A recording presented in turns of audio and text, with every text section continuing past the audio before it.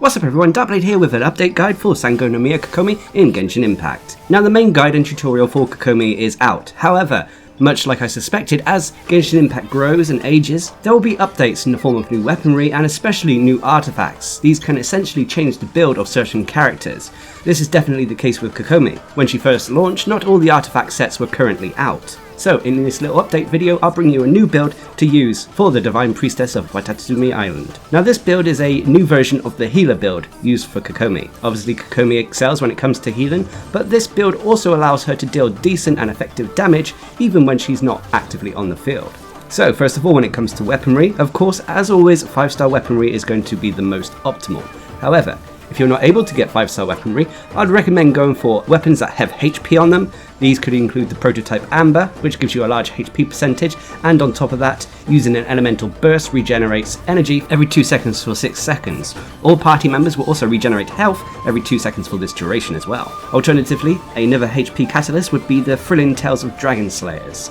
A nice 3-star weapon that gives us a HP percentage chunk, and on top of that we'll get the heritage bonus, which when switching characters, the new character who takes the field will have their attack increased by a large percentage for 10 seconds. So it allows Kokomi to buff whoever's taking the field after her. Remember, Kokomi's healing and damage are both enhanced by her maximum HP, which is why it's one of the key stats. However, she can also get away with using catalysts that have energy recharge or even attack if you want her to deal some more damage. But let's move on to the artifacts. Now the new build we are using for her is the 4-set piece of the Ocean Hued Clam. For wearing 2 pieces of this armor set, we'll gain a healing bonus of 15%, enhancing her healing even further. On top of that, for wearing 4 pieces of this artifact set, when the character equipped with this artifact set heals a character in the party, a sea-dyed foam will appear for 3 seconds, accumulating the amount of HP recovered from healing. This includes Overflow Healing. Overflow Healing is when you pretty much overheal, so the character doesn't necessarily get healed by anything because they're already at full health. Anyway, at the end of this duration, the sea-dyed foam will explode, dealing damage to nearby opponents based on 90% of the amount it healed. There are various limitations on this. For example, only 1 sea-dyed foam can be produced every 3.5 seconds and can only accumulate up to a maximum of 30,000 HP, including Overflow Healing. There can also be no more than 1 sea-dyed foam active on the field at any one time.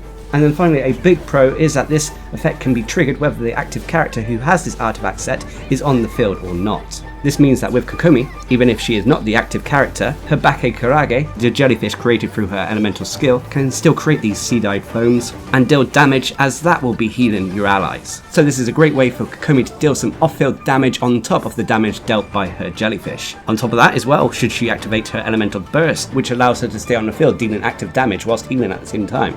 The sea-dyed foam will deal maximum damage normally when this occurs, giving this healing build some bite to it. So, to put it simply, every time you heal with Kokomi, whether she's on the field or off the field, a little bubble will be created. This bubble will build up in strength for the amount you've healed, and eventually burst, dealing damage to opponents around you.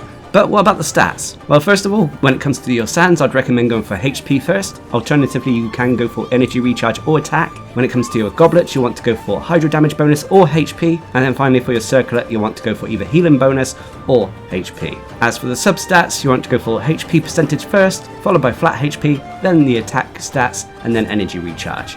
Remember, with Kokomi, she cannot crit, so you don't have to worry about crit rate or crit damage whatsoever. Well, technically she can crit, but the investment is not worth it. Now, as for the talent priorities, personally with this build I recommend going for the Karage's Oath first, which is your elemental skill, followed by Nereid's Ascension, which is your elemental burst, and then the Shape of Water, which are your normal attacks. You can swap if you wanted to Nereid's Ascension, your elemental burst, with the Karage's Oath, your elemental skill, if you actively like to use Kokomi a little bit more. But for the most part, enhancing her ability to deal damage and heal while she's off the field is very useful for any team composition, making this one of the, if not the best build for Kokomi currently in Genshin Impact. So I hope this build update helps you in your adventures, and until next time, I've been Darcblade, bringing you a build update for Kokomi in Genshin Impact. Hope you enjoyed the video, thanks for watching, subscribe and like for more.